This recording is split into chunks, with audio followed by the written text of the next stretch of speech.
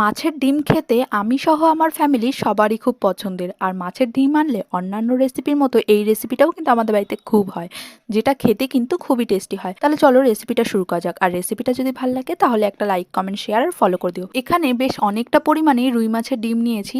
এবারে এই ডিমটাকে বেশ চৌকো চৌকো করে কেটে বেশ পরিষ্কার করে ধুয়ে নেব। আর নিয়েছি এখানে কুমড়ো পাতা। কুমড়ো পাতাগুলোকেও কিন্তু বেশ ভালো করে পরিষ্কার করে ধুয়ে নেব। এবারে পরিষ্কার করে ধুয়ে রাখা মাছের ডিমগুলোর মধ্যে দিয়ে দিচ্ছি একটা বড় সাইজের পেঁয়াজ, স্বাদ মতো নুন, 1 টিস্পুন হলুদ গুঁড়ো, 1 টিস্পুন লঙ্কা গুঁড়ো, 1 টিস্পুন জিরের গুঁড়ো, 1 টিস্পুন ধনে গুঁড়ো, আর দিয়ে দিচ্ছি 1 টিস্পুন মতো আদা রসুন বাটা। দিয়ে এগুলোকে বেশ ভালো করে মিশিয়ে দেবো। আর দিয়ে দিচ্ছি বেশ অনেকটা পরিমাণে সর্ষে তেল। দিয়ে এগুলোকে খুব ভালো করে ডিমের সঙ্গে মেখে নেব। এবারে আমরা একটা বড় কুমড়ো পাতা নিয়ে নিয়েছি। ওই কুমড়ো পাতার মধ্যে দিয়ে দিচ্ছি ম্যারিনেট করা মাছের ডিমটাকে। দিয়ে কুমড়ো পাতাটাকে বেশ ভালোভাবে ফোল্ড করে দিচ্ছি।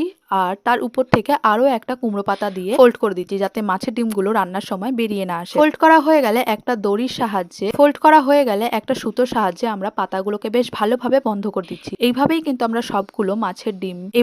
সবগুলো মাছের ডিমকে রেডি করে নিয়েছি। আমার এই রেসিপিটা দেখে একবার কিন্তু বাড়িতে ট্রাই করো, খেতে কিন্তু জাস্ট দুর্দান্ত হয়। এবারে একটা কড়াইয়ের মধ্যে আমরা কিছুটা সর্ষের তেল গরম হওয়ার জন্য বসিয়ে দিচ্ছি। তেলটা গরম হয়ে গেলে ওর মধ্যে দিয়ে দিচ্ছি করে রাখা মাছের ডিমের পাতুরিগুলোকে। দিয়ে বেশ এপিট ওপিট বেশ ভালো করে বেশ অনেকটা সময় নিয়ে ভেজে নেব। মাছের ডিমগুলো যাতে ভালোভাবে সেদ্ধ হয় তার জন্য কিন্তু উপর থেকে একটা ঢাকনাও দিয়ে দিচ্ছি। যখন দেখবে পাতার কালারগুলো ঠিক এরকম চেঞ্জ হয়ে গেছে দুদিকেই, তখনই বুঝতে হবে কিন্তু মাছের ডিমের পাতুরি আমাদের একদম রেডি। দেখো আমাদের দুদিকেই কিন্তু একদম গোল্ডেন ব্রাউন হয়ে গেছে। আমাদের কিন্তু মাছের ডিমের পাতুরি রেডি হয়ে গেছে। এবার এগুলোকে নামিয়ে নিচ্ছি। গরম গরম ভাতের সঙ্গে এই মাছের ডিমের পাতুরিগুলো খেতে যে কি টেস্টি হয় তা তোমরা একবার বানিয়ে না খেলে বুঝতে পারবে না। তোমাদেরকে দেখো একটু ভিতরটাও দেখাচ্ছি। দেখো মাছের ডিমটা কিন্তু খুব ভালোভাবেই সেদ্ধ হয়ে গেছে। আর ডিমের সঙ্গে সঙ্গে কিন্তু এই কুমড়ো পাতাটাও খাওয়া যায়, যেটাও খেতে খুব টেস্টি হয়। তাহলে বলো আজকে আমার এই রেসিপিটা তোমাদের কেমন লাগলো? ভালো লাগলে একটা লাইক, কমেন্ট, শেয়ার আর ফলো করে দিও। দেখাবে এরকমই অন্য একটা ভিডিওতে। টাটা।